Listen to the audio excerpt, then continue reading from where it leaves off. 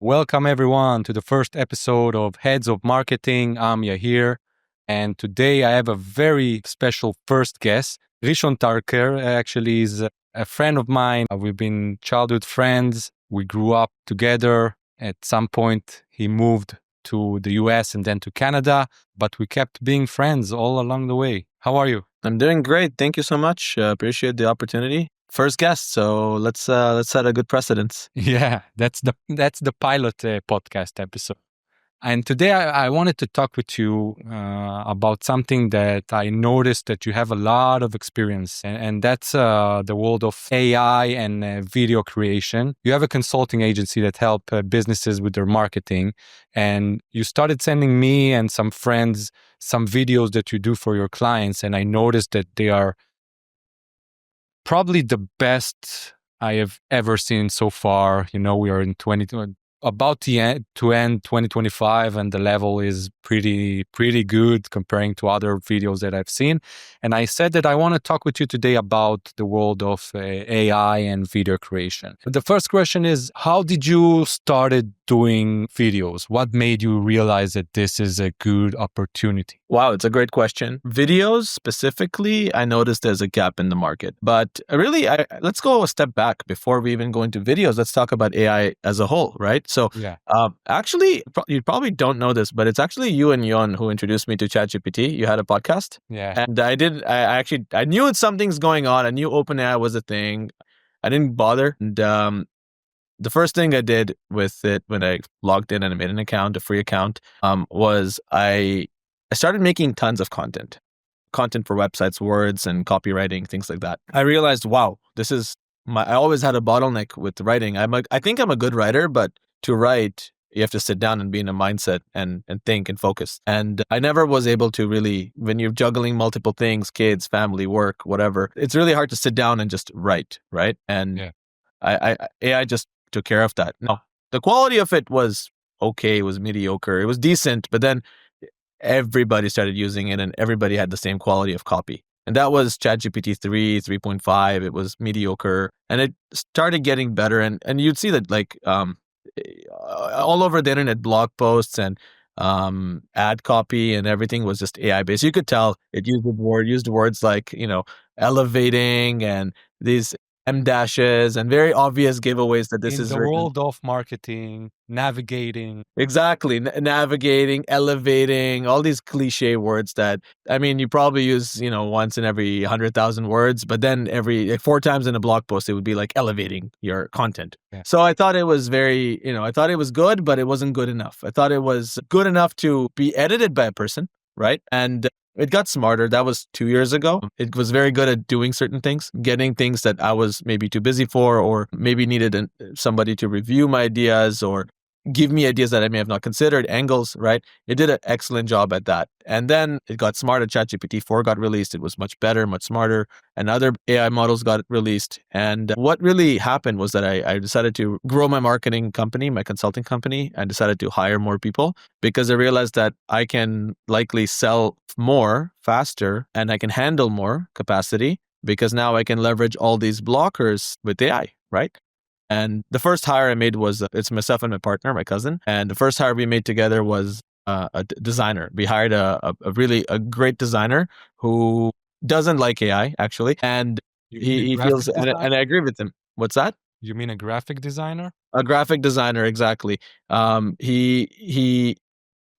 He came on board in order to do things that AI just couldn't do back in the day. If you remember when AI just came out, you told it when it could do pictures, it was doing like good photos, but the text would be all gibberish, right? Or people, their hands, their eyes. Their hands, 7 fingers, things like that, exactly. So I knew that there's potential, but I wanted to be ahead of the curve. I wanted to have the right team, the right people, but also for marketing, for flyers, for graphics, things like that. It just wasn't there. I realized that I started getting clients who started doing graphic design for themselves, like their logo. right, with AI. And the problem is that it gives you a picture, a JPEG or a PNG image. You can't really do anything with it. It's just like you're stuck with the square that you get, and you can't edit it so much. So if people would come in, clients would come in, be like, oh, can you use this logo I made? Fantastic logo, but we have to recreate it. We have to retrace it. So we would end up spending time creating their logo, suggesting improvements if it's relevant, or just doing it as is, depending on the client and what they have. And I realized that, hey, you know what? AI is good, but it's not fully there. Again, the same theme. AI is good, but it's not exactly there, right? And AI got smarter, and we started using it to create chatbots and automations and things like that. And people confuse a lot of what AI and automations are.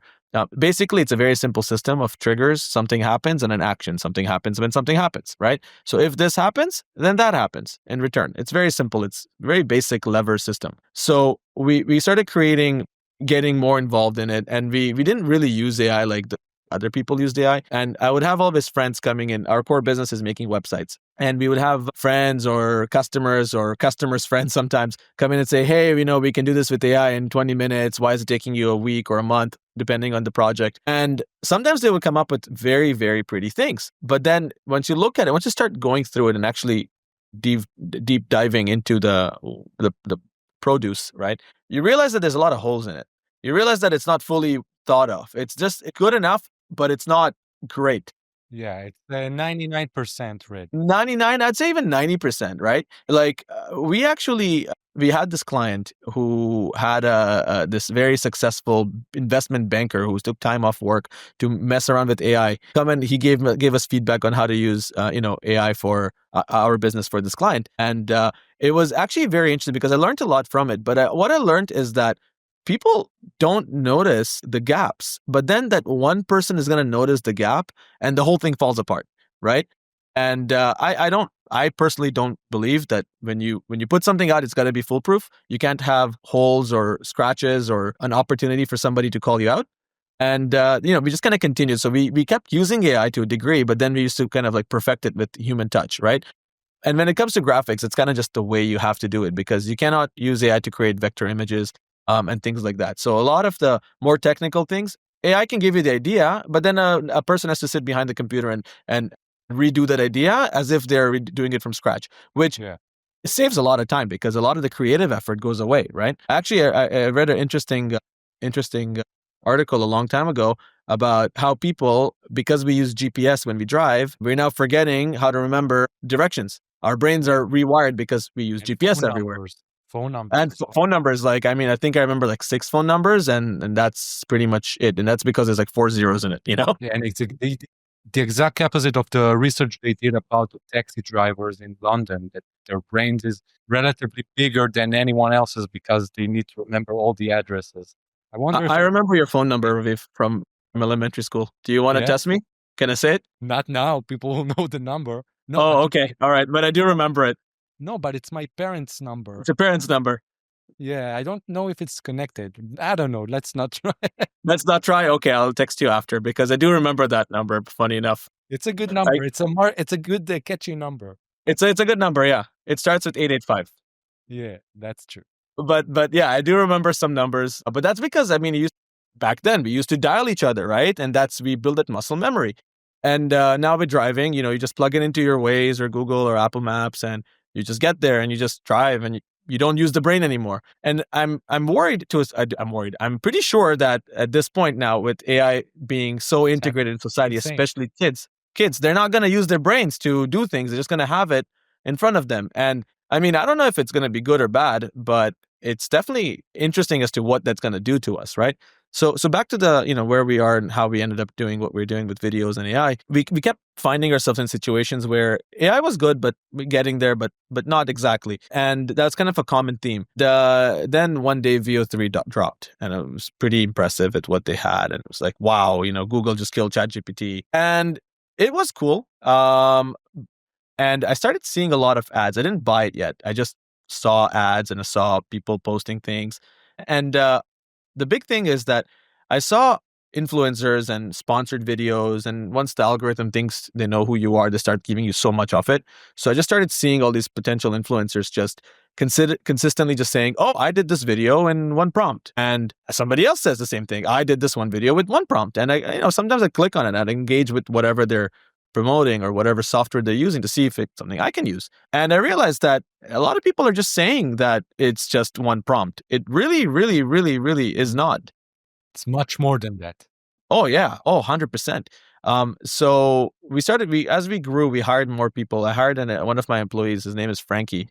He's actually currently in a film festival in Philippines. Frankie, I'll just share a little bit about him. If you see this, Frankie, hello. He's a winner of Dubai Film Festival, Tokyo Film Festival. He even produced a video, a real video, not AI, this is before, that went on the UN Human Rights Committee. He produced actual real videos from a director. He was a director and he worked in production as well, right? So I brought him in because he had excellent marketing acumen. He was actually a professor at marketing in a very, very prestigious university in the Philippines, but also he did videos. That his shtick was being a director for film and short films. So I figured that giving someone like this the tools, someone who understands the language, who understands, long shot, all these ways of structuring the angles, the camera, the lenses, these things that to me are gibberish, things that I could care less about. Give him the power, he can produce something impressive. So the first thing we did is we found a client that we wanted to experiment with. And this particular customer is out of Quebec. They have this for the cars. They have this a special film that you put on the car and protects your paint. So their whole marketing is like you see Ferraris and boats and planes, and it looks very, very prestigious and high end, right? So we met with the customer and we spoke to him, and one of the franchise owners told us that, there's a new guy coming to the game and he's investing crazy money on video and he's really, really putting in big bucks because I guess he has the money to spend, and he's bringing in crazy cars, Porsches and Rolls Royce and whatever. Okay, we can't afford to scratch a Porsche, I'll tell you that much. So what do? We took a look at the little bit of research. So you have to do a lot of research to understand, first of all, what it is. And you have to understand what the limitations are of AI. And you have to understand also, and this is very important, people don't talk about this, you have to set expectations. So I like to set expectations down here and hopefully deliver far beyond, right? Not disappoint. Not to disappoint. Also because, it's new. So I can't guarantee what you have, right? What we're going to get. So what we did is we basically made a video. I'm not sure if you're going to show it or not. If you will, you can relay it or link it if you want to. But really what it is that we just showed like from the chemical compound of how it's made, the material, the polymer, the cell, all the way down to showing cool cars in different environments. And we even, got the writing of the brand on it, right, effectively. And it was consistent. The main key was keeping it consistent. Right. Yeah. That's the hard part. That was the first thing that impressed me. You talked about your video editor, the fact that he's a real producer. Mm-hmm. So the way he knows how to explain a human being how to create a video and how he wants to improve it and the changes he wants. So I'm sure he did the same thing with the software, the AI that helped him to do it. And that was the first thing that really made me understand. Like you said that I introduced you to ChatGPT, you introduced me to the power of creating actual videos because, till then I only saw, sorry for my language, but like shitty videos that are 99% are like supposed to be funny and you say, wow, this is cool, but what is the actual value, the marketing value, Nowadays also with Sora too, most of the videos I see is just videos of people doing stupid shit, so like, and that's it. And your videos really made me understand that there is a lot of potential there. So it's exactly the point. Thank you. I really appreciate it. And I make sure that the feedback also goes beyond. I feel like people being the audience, customers, people on social media, whatever. I think that everything is saturated. Your dopamine and everyone's dopamine receptors are fried, and I looked at the stats of that video we posted. It was a very technical video from a filming perspective, even though it's all AI, right? And what I learned out of it is that we got very little engagement and people didn't watch, more than 15, 20 seconds, about a minute and a half of it video. People didn't watch more than 15 seconds. Now, I can say, yeah, sure, it's boring. That makes sense. But what's interesting, a lot of influencers and gurus for marketing talk about when you make a video, you want to have quick shots every 2-3 seconds. You want to do a new angle and things like that, which is things that with AI, you're kind of forced to do because AI only produces like up to 5-6 seconds of continuous frames, and then it has to be a new frame, right? And it's like, it's not really effectively you're not gonna get a long shot, in other words, right? Where it's like Yeah. one continuous film frame, which things happen. So it was as per code, it was as per the book, right? But yet it wasn't engaging. And I know why. I figured we discussed it. We did a postmortem afterwards about the analytics and understanding why people didn't respond the way they did. It's because it's too polished, right? It was very interesting because I think that what I gained out of it is people don't want to just see the video. People want to see the BTS, the behind the scenes, how you make the video. And that's what our feedback was afterwards, is that I don't want to just, like, if I'm a marketing company and I'm showing a video, I don't want to just show you the movie. I want to show you from my perspective, I want to show you the behind the scenes, how we made the movie, right? And discussing that becomes kind of crazy because people talk about, I did this in one prompt, right? That's very common. So that's not right. It's completely false, actually. I feel it's the same thing like the gurus that tell you can be a millionaire from stocks and from Bitcoin. It's very easy. You can do it after, like, you just subscribe to my course and like pay me $50. I'm sorry, $49.99. And basically they do get rich, those. So They get rich. But because you pay them, not because they really made money. Exactly, not from the stocks. I have a book I sell on how to get rich. It costs $2,000. Would you like to buy it? And then you buy it, and then I get rich. The book is only one page. Sell a book for $2,000. That's it. Yeah, exactly. That's all there is to it, right? Yeah, no. So the gurus. You know Alex Hermosi? I do. Yeah, you know what he did now with his new book launch? Book launch. I've saw the videos. My partner was more involved in it. What did he do? He did like crazy amounts of promotion. Right, with the small book and the bigger book and the bigger book. He made in one day $100 million.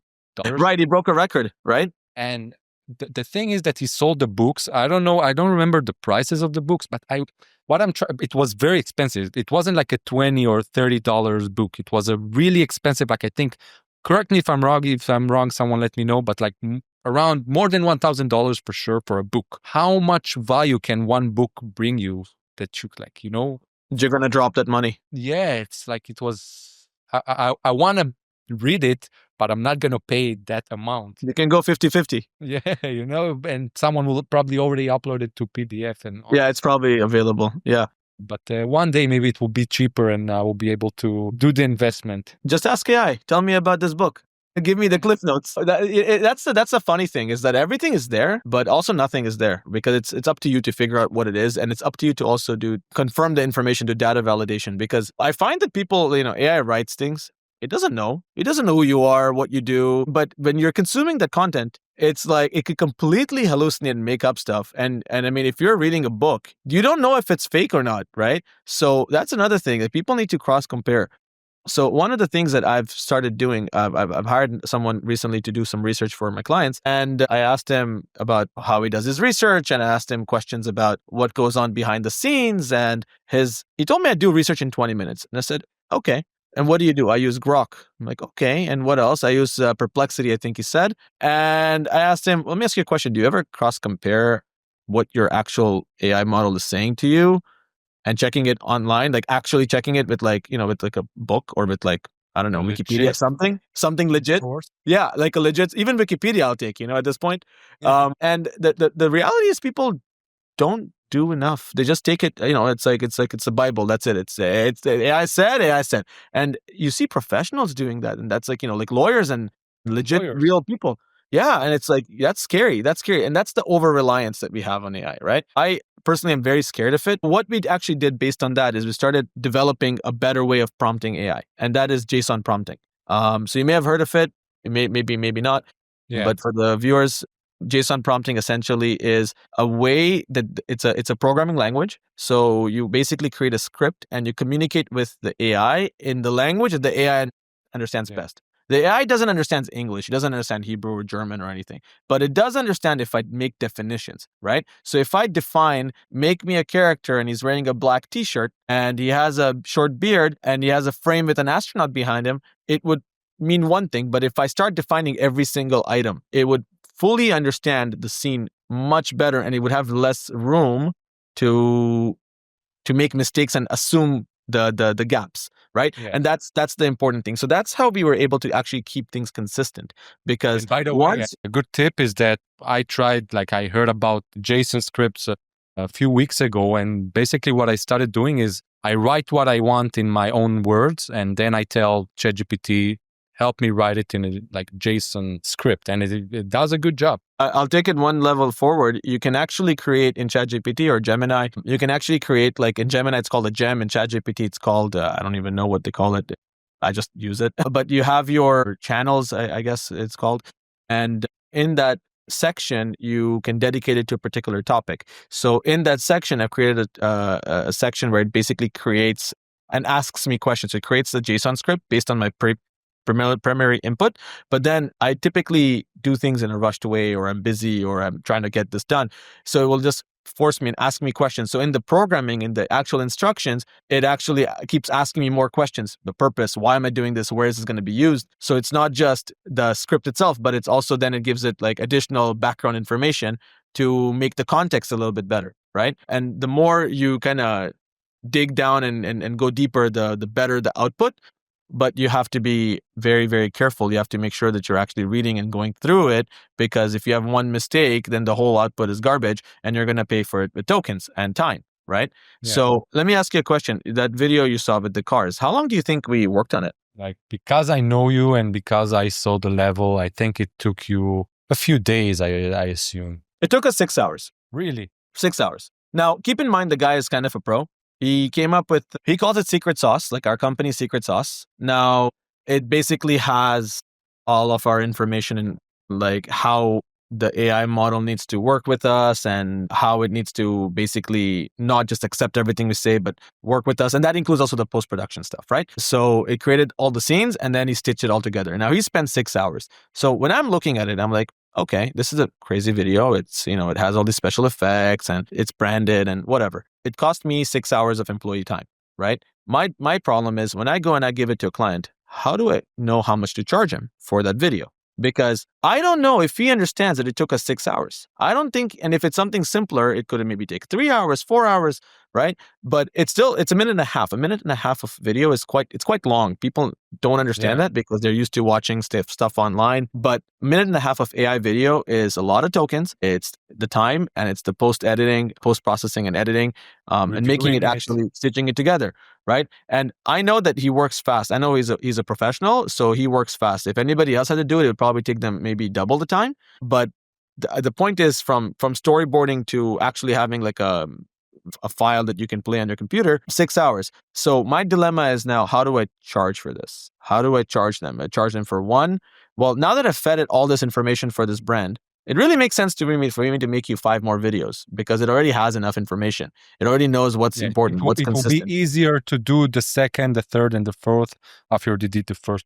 Exactly. There's an economy of scales, right? It gets easier. It gets cheaper. The AI model gets somewhat smarter. That's debatable. But also the talent doing it gets also better at it as well, right?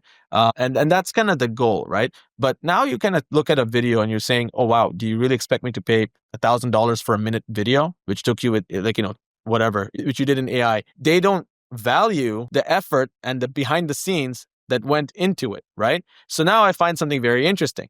Think of it as the microwave, right? If your whole life everybody feeds you food from the microwave, if you go to like a real place where a grandma makes you, she does everything from scratch, you're gonna appreciate it, but you're not gonna know necessarily how much more time it took her. Like I've seen my mom or my grandma cook food, and it took them 4 hours sometimes to make certain dishes or plates. I mean, all I've ever known is microwave food. If she told me it took her 4 hours to do, I would be like mind blown. Like, what? You actually sat there and you cooked for 4 hours? Like, holy crap, right? It's the behind the scenes. So that's the common theme between them. People need to see the behind the scenes to appreciate what they're getting. And then when they appreciate it, they can place a value. So really where I find the challenge and the dilemma in this day and age is that everybody's talking about AI. When they do deal with AI, they get things quickly. But how long does it take you to get something which is 65% there, which is like microwave food, or the real deal, right? Which is going to take you 5, 6, 7, 8 hours a day, right? Maybe more. right? And that's really the $1 million question. So we're in this weird, wild moment right now where everything is lacking a particular price tag because you don't know if it's click and done or if it is labor intensive, right? And that's what I find. And I find that like what I'm challenged with right now is the anchoring of the psychological value of whatever it is that I'm doing because I'm using this AI agent or AI bot or AI tool. And that's, that's something that I find extremely fascinating because it's something that hasn't happened really before. So I'll give you an example. When websites came out, they were costing $10,000, $20,000. They were super expensive because it Yeah. was very new, novel, right? And then everybody started And making websites. hard to create. Well, back in the day with HTML, you would code it and whatever, and they look horrible, but hey, you got a website. Nobody else has a website. And if you can pay the money, you can be found, right? And then SEO, same thing. It was people keyword stuff, phones near me or whatever it is that you did, and you just shove it everywhere. Phones near me in Toronto, phones near me in Montreal, and so on and so forth. And then that also went out the window. It got more tricky. It got more complicated. But at the same time, it also got cheaper because more people got into the business. And as more people get into the business, the price naturally goes down because you get more supply. The Competition. demand stays the same, but the supply goes down. But now we're in this weird place where people are getting laid off because of AI, developers. So what are they going to do? They may go find another job or they may do their own thing, right? So now you're getting this new transition from the workforce to just doing your own thing and relying on AI. But are you going to rely on AI to be 75% and think that's good enough, vibe coding style? Or are you going to do it to be 100%, right? And that's what's going to separate a lot of the winners and those who are going to stay. And I think those who are going to demolish. I'm not talking about the basic, JPEGs and pictures and graphic design. That not necessarily is the case. But when people build on full-on apps using AI, not knowing what they're doing when they're vibe coding at Starbucks or whatever, that's awesome. But then if you don't have a real engineer look over it, make sure that everything is sound and works. When somebody decides to mess with you, and there's stories on Twitter of companies exactly going through that, the whole thing comes down like a house of cards, right? So I know that for me now the rise of Base 44 and Lovable, I've been hearing so much about it, and I one day said, okay, let's try it. People told me that it's so easy that I should do it myself. And yes, the when you write the short script, the first result that you get is really impressive. Like I can see how in a few, let's say, I want to say years, but now the pace that everything is going, so maybe months, it will be AI years, much yeah. better. But now the tricky part is actually really the technical, because you have a template for a website or a product that you want to do, but to connect it to the databases, security, Right. payment systems, all those things, I tried to find guides and I didn't find, I found a few maybe, but it was super complicated. So again, the dream, it's like those gurus. Yeah, you can make money easily. Yeah, now you can create a full product with one prompt. Yeah, it's not true. It's not there. Exactly. And I mean, I kind of go and try to expose these AI influencer people. You go on TikTok for 10 minutes and you think, wow, this thing is a piece of cake. And it does two things. It messes with the value of actual work, regardless of AI, if AI was used or not, because work is work.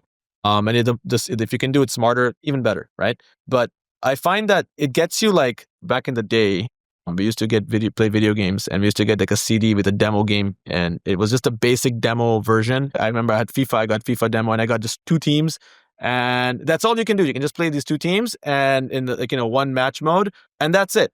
But it makes you want to buy it, right? You want to grow and you want to buy it and you want to get more. Now you go and you see something on YouTube or on TikTok or whatever, and you see this influencer talking about, get this app, get that app, sign up here, subscribe here. They're going to get you exactly that, a demo, right? They're not going to get you something that's really market ready. And if you don't have the talent, or if you're not understanding what you're doing, which is key, then you really just made a demo, and it's just kind of a waste of time if you think about it, because you're not going to likely be able to develop it further into a real product, right? All the systems have to work intertwined. And guess what, right? If you just see it online on some post on Facebook or whatever, buy the software, will take everything care of everything for you. It's not going to think to that depth. And that's where, I think that, AI cannot replace humans, but AI plus humans will replace humans. And Yeah. that's the scary part. I'm happy that there will still be people that, Involved. yeah, I'm afraid of the point that we will be okay. Now we don't need you human beings anymore. Like, go and do your thing. And we will be like in Pulp Fiction, the gif of like, I don't know what. Yeah. Where is everyone? So That's exactly it. Yeah, I know. I agree with you. We'll be all clueless. So that's my question. What's going to happen when people, when there's no work, right? So, that's a doom and gloom like prophecy. And, I don't want to be one of those people. But that kind of goes back to my point, right? When companies are laying people off, they're either gonna go work somewhere else if they can, or they'll start doing their own things. So I think that there's just gonna be a lot more things available for us. But if nobody can pay for it because they don't have jobs, what's gonna happen? Who's gonna be a consumers? One of few things. I think that everything should then get cheaper because nobody can afford anything anymore. Or you'll just have, like classes, like people who can afford and people who can't, haves and have-nots, right? And again, it's very depressing for me to think about that, but I do suggest that people start looking into that, right? And start learning like the skill, because everybody's starting kind of from the same place. You start with a line of code, a line of a prompt, and you figure out what's going on behind the scenes, and you try to make it 10% better, and then make it better, and then you try to make it to do something else. And as long as you're paying attention and you're doing something with intent and not just copy pasting blindly, I think that, you will always be employed, because most people I find that's just what they do. They just copy paste. They stop reading. They stop interacting with the information. I always use ChatGPT, my workplace. I use it a lot to help me to write articles and get really amazing results when it comes to SEO. Really? That people are again screaming that using ChatGPT for SEO and to write articles is not good. But I don't agree. It's not good if you copy paste it. But if you use it as, a normal writer and you give it feedback and you make your own changes and you put some personal, like real words that you wrote, you change it a few things and you don't blindly just paste it and publish it, then the results can be really, really amazing. AI plus human. That's why one of the things I believe that marketing, the shift of AI it's completely changing the marketing world. But to be honest, people like you and me, the people that still need to make decisions, people that still need to review and give feedback, I feel pretty secure for at least 10 years to come, because again, I don't see a point so close that we will be replaced and that's it. It's still not good. It's, as you said, the 90%. It goes back to what your tolerance of mediocrity is. Some people, like I've seen logos that are like kind of incomplete. Like it's in the oven, they took it, it's half baked, but they're running with it. Okay. And it's their business. They can do whatever they want. But, what if you're an employer and now you're taking a half baked technology and you're firing a bunch of employees because you're convinced that this is it? Yeah. That's scary. Right? So my point is, it comes down to tolerance. It's happening already. It's happening. Fiverr did it. A lot of companies. Fiverr, we see companies that firing like 25% of their employees. It's a bet.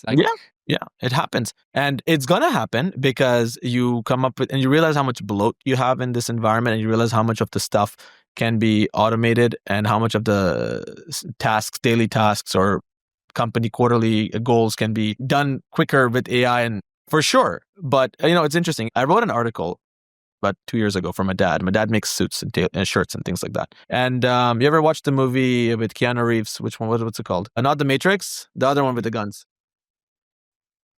Constantine? No. Everybody, they shoot a lot of... the one that they killed the dog. Yes. I didn't watch him. No? Okay. I forget the name of the movie. John Wick. Thank you. So I remember I was walking with my dad and I asked him, Dad, ballistic suits, is that a thing? Can you have like a bulletproof suit? So my dad gave me like a whole spiel about why and why not and why it's not really feasible. And I was like, okay, I'll remember that. And then I got home eventually and I wrote, put in AI, like an article, and it said, help me write an article to explain whether or not a ballistic suit is possible, like in the movie John Wick. Reference it obviously around the movie John Wick. And the movie John Wick just came out, the third installment or fourth installment, whichever. So I happened to kind of tap in onto something, which is pop culture, which people are interested in because they're Googling after they watch the movie, is this suit possible? And then my dad's article comes up. And it comes up because it's relevant because I actually asked a professional. So I used another algorithm. It's called EEAT. So a real expert in the industry with with 20 years of experience and trust and authority. And I, I just had AI write it, and I then fixed it, and I wrote it a little bit in his tone, whatever. But I used AI to take my idea and make it into a medium which you can read and whatever. First And that draft. one, pardon? A first draft. The first draft. You know what? I think I was pretty early. I did it like it was 2 years ago, and yeah, it wasn't that great. And I was quite like I didn't copy paste it, but first, second draft, whatever. Posted it, and it's probably by far is one of his most successful articles. Right now, 3 months ago, maybe Google started with penalizing a lot of AI articles, AI spam, basically, because people started spamming a lot with AI and traffic. People would be at 500,000 visitors a month and just tanking. It's because there's no value. There's no value. It's just AI asking, AI questions, generic stuff, and not actually giving you value. And that's the one thing I've learned. I've learned that AI is very good at giving you things, but it doesn't really give you a real, true value. So I mentioned earlier that somebody was trying to help me build a website using AI, and all I could get out of it was that if I'm on my phone and I'm trying to book an appointment quickly, I need quick, short answers. I don't need long paragraphs. On desktop, maybe, and that just to that helped me. That was an experiment that helped me understand how people interact with things in different scenarios, right? On mobile versus on desktop. AI would never figure that out, right? AI would just say, oh, okay, well, this is here, so copy paste, and this is here. But over here, you have a big, huge block, and no one's going to go and read through that. And they're gonna probably leave the site, right? So you kind of fail if you do that, and that's the kind of the over reliance. My partner says people are over reliant. Sometimes he says I'm over reliant on ChatGPT, and probably am. But as long as you're doing the homework and you're actually investing the time and reading, there's nothing wrong with it. How to criticize the result that it gives you.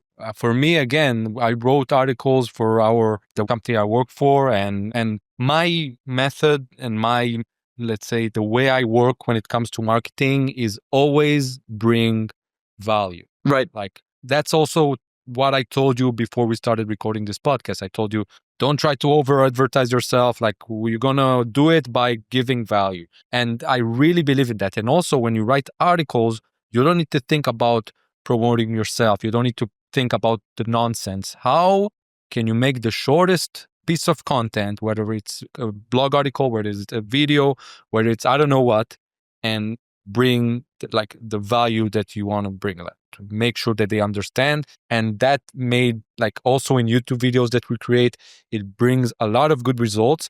We use ChatGPT, we use AI. It's a great assistant, but I would never, as we said, the results, if you trust on it completely, it's not good. 100%. You can't just follow it like a blind man because you're going to fall. And it's interesting. You talk about value. Human value is very interesting. What people value. Some people value expensive stuff. They think that because it's expensive, it's good. Nobody guarantees that, right? Some people think that because it's quick, then it must be cheap. But again, maybe it's quick because I've been doing this for 20 years and therefore I will charge. And also, it being quick is a bonus for you, right? So shouldn't you pay more for it being quick? Right? If you think about it.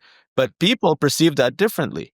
And people are willing to pay for value, right? It all comes down to value, but but you don't always know what people value, right? So one of the things that because I'll kind of explain a little bit about my process to answer to explain this a little bit better. When I get a new client, I create an intake form. Okay. And in this intake form, I have all these questions, and I have questions to help understand what the customer values. Prefer A or prefer B? Are they sophisticated? Or are they easygoing and casual? Are they luxury or are they cheap? Right? Are they accessible like Louis Vuitton? Or sorry, inaccessible like Louis Vuitton? Or are they like everybody can welcome in? Right? So I have these questions because I need to understand the customer psychology. And once I get the customer psychology, not only can I create a offering that makes sense, but then I can also try to understand who their clients are and how to communicate and deliver client value to their clients. Because if you're a bodega in the side of the street, then I cannot pretend to be like a Rolex salesman. It doesn't work, right? I can't come in and be like, how much is the water? And be like, well, if you're asking, you don't belong here. I can't. That doesn't make sense, right? So you really got to make sure to understand who you are, what the owner of the business or your customer values and what their customer values. And like you said, you cannot self-promote. I think self-promotion has come to an end. If they've come to your page and if they're reading and interacting with your content, you don't need to self-promote because guess what? They already clicked on you. They already found you. It's now your job to keep them interested. And by saying how great you are, you're not going to keep them interested. But by giving them what they need, hey, maybe they'll come back for more. The drug dealer model. Exactly. So it's a good day. I'm like a drug dealer only for marketing people.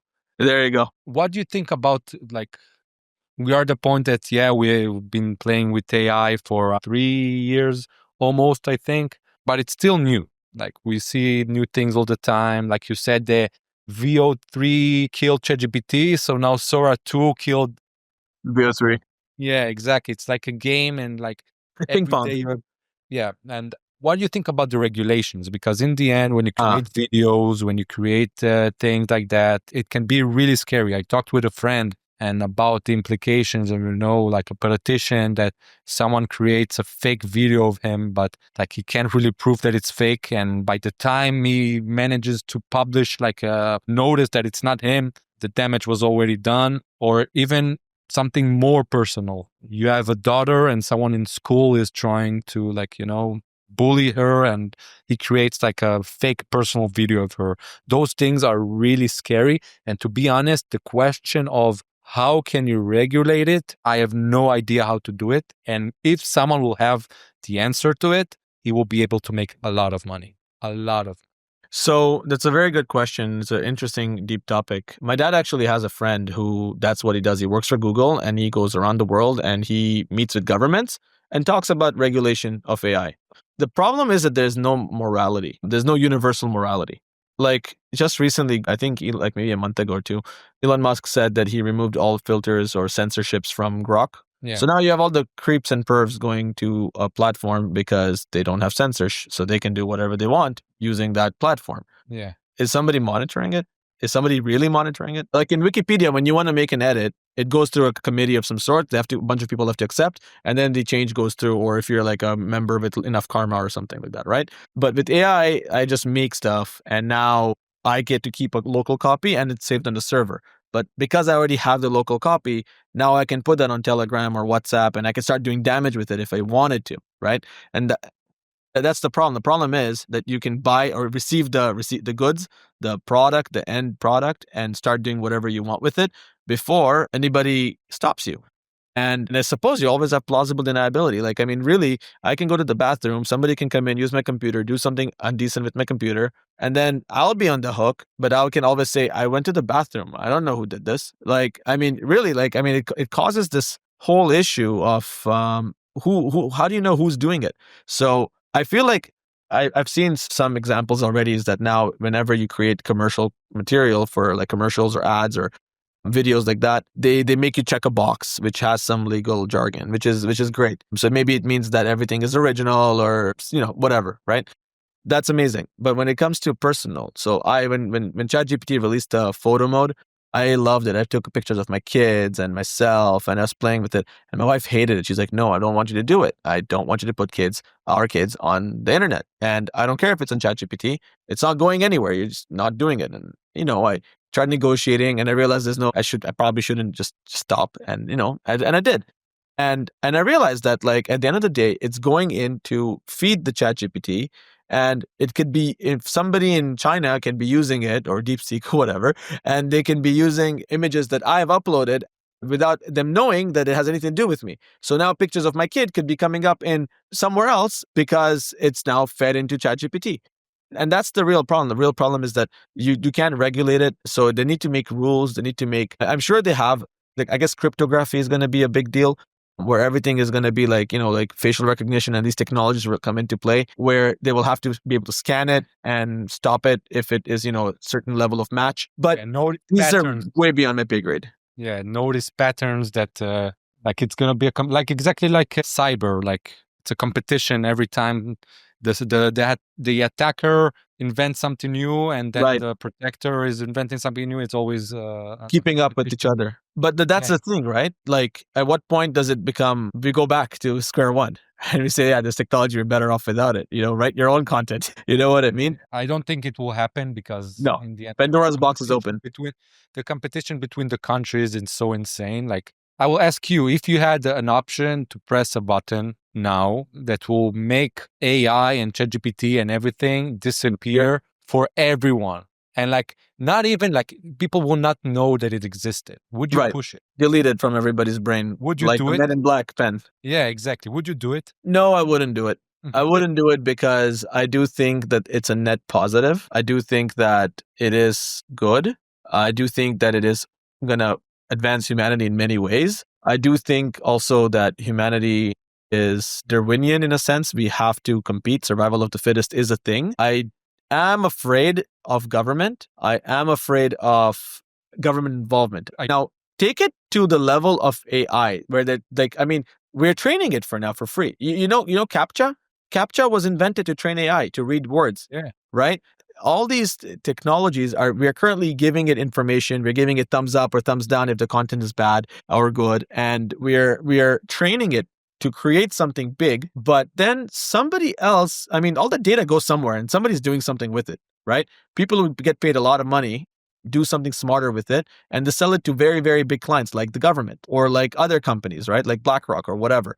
I'm just saying, when you're uploading tons of personal information, you're uploading tons of pictures, tons of whatever, they now know everything they need to know about you, from your fears to your problems in your business to whatever articles you think is interesting. They know literally everything about you. And when they say you, it's everybody, right? So now they know your thoughts because you're literally pouring yourself in, right? And when are they going to use it against us? That's the question. That's what I think. I think that at some point it's going to become weaponized.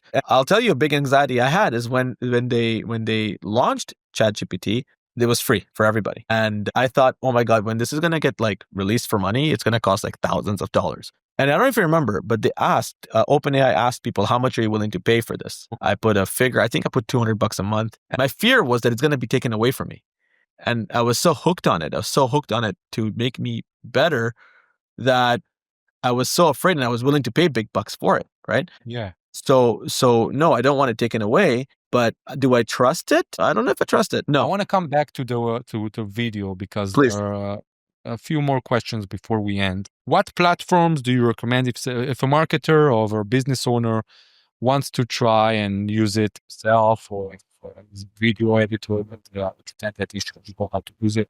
What platform do you recommend at the moment? Yeah, that's a great question. So I did try to play around with Sora 2, sorry. And I asked it to do something very interesting. So it was falling on a holiday the day before I got access. It was Yom Kippur. You remember there was a big feud between Sam Altman and Elon Musk? They were fighting on Twitter. Yeah. So I wanted to use Sora 2 to make a video of Elon Musk and Sam Altman tweeting at each other apologies, saying, sorry for being mean. It wouldn't let me do it, right? It wouldn't let me do it. So I think that there's limitations there.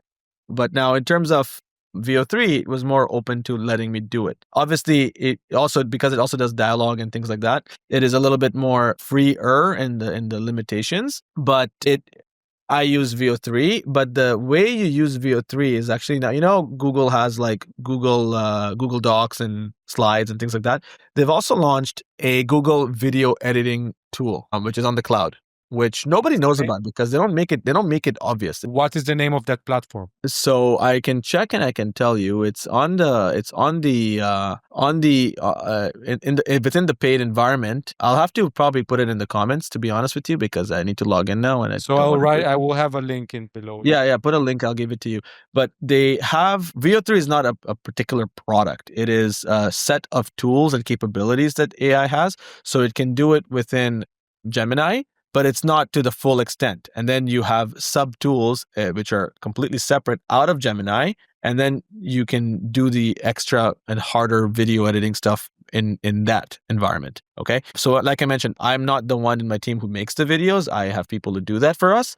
And I would be happy to introduce you and you can ask them the bit more technical questions. But that was, for us to understand that, it wasn't clear. There was no definite answer, right? when we were considering buying VO3, the first website available, vo3.ai, was not a official VO3 website. For example, if you write nano banana now on Google, the first result probably will not be the Google nano banana. Right.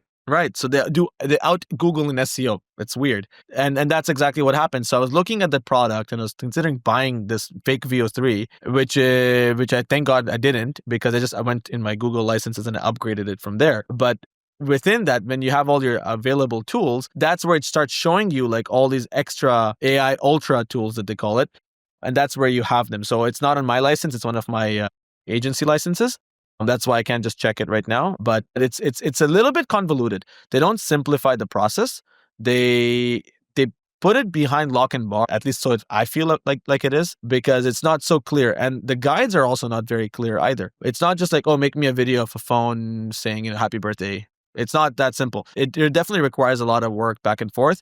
And the amount of input that you can give is also limited. So you cannot put, let's say, a reference photo. Now you can, but a couple of months ago, you couldn't put a reference and it would be like consistent with that reference. But influencers say you can, but the tool says you can't. So who do I believe, right? It's very, very bizarre. So it's a very weird world. And we also live in a world where things that are released in America may not be released in the Middle East or Asia Pacific, and it just may be rolling out, in phases.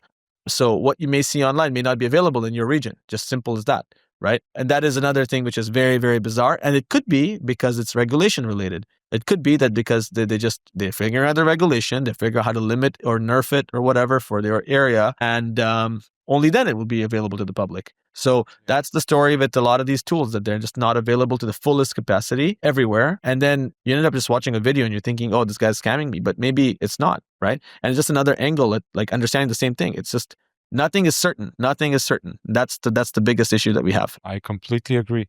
And I think while you were speaking, like you talked before about the issue that you are facing when it comes to the pricing and making clients understand that it's not as easy as it looks.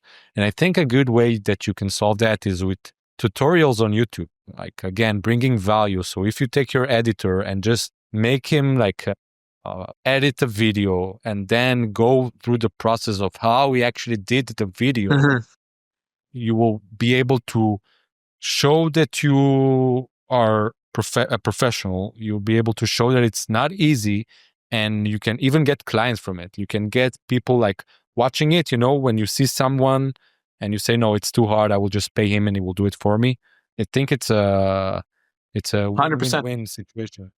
100%. It's so, if number one, it's content, right? So when we posted our video of the cars, I did not get that. I thought I'd get way more like engagement. And the fact that it didn't made me think that if we have more BTS behind the scenes, showing the screen, showing the tools, showing the different tools, showing the flow, showing the time, showing exactly how much, how many cups of coffee you drank and whatever, making it a little bit more storytelling as opposed to just here's the product, enjoy it, and no context. I think that makes, like you said, it's just a lot more engaging for people, and they would be like, oh yeah, okay, I'm willing to pay for it because now I understand value, right? I have an idea of what it's worth because I can see the work that goes into it, right? If you just see a car and there's no logo on the car and it's just a very expensive car, you may not understand why. But once you see a Rolls-Royce logo, you'll be like, oh, okay, everything is made to order. Everything is handmade. Everything is, whatever. People will value it a lot more once they understand what goes on behind the scenes, right? So I 100% agree with it. It's great advice. And that's something that, like I said, we're doing a lot of rebranding right now.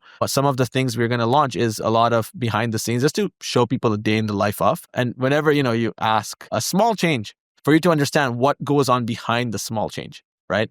I'll give you a story. This is not an AI story. This is a real story of my cousin and my cousin and my partner. He sits right beside me, and a customer comes in and asks us, do you think that we should use square corners or round corners for the buttons on the website?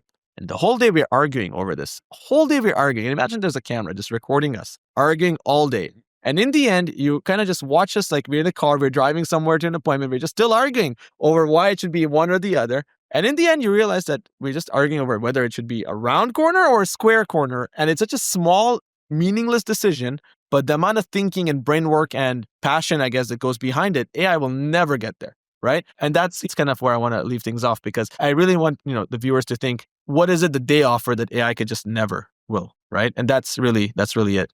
I completely agree. It's a great summary of our conversation. In the end, it's us against the machine, and what is the value that you bring to the table. And Rishon, so thank you. I think it was a successful first episode. If you want to share with people how they can contact you, of course, I will have a link below. But if you wanna, it's your stage to say what you want to say. Sure, yeah. If you want to discuss your business and what it is that you want to be doing in the next year or two, reach out. Talkerstein.ca. Yair will put the information on the bottom for you to reach out to us. So feel free to reach out, and best of luck. Thank you very much. Thank you everyone for watching. I'll also have a link below to my newsletter that I'm starting. I want to grow a community of people that are interested in marketing like I am. It's going to be a really value-focused newsletter. You will get tips, ideas, things we talked, podcast, presentation. If you were interested and if you managed to stay till now, you should subscribe to the newsletter and follow us. Thank you, Rishon. It was a pleasure. Thank you. Thank you. Bye. Bye.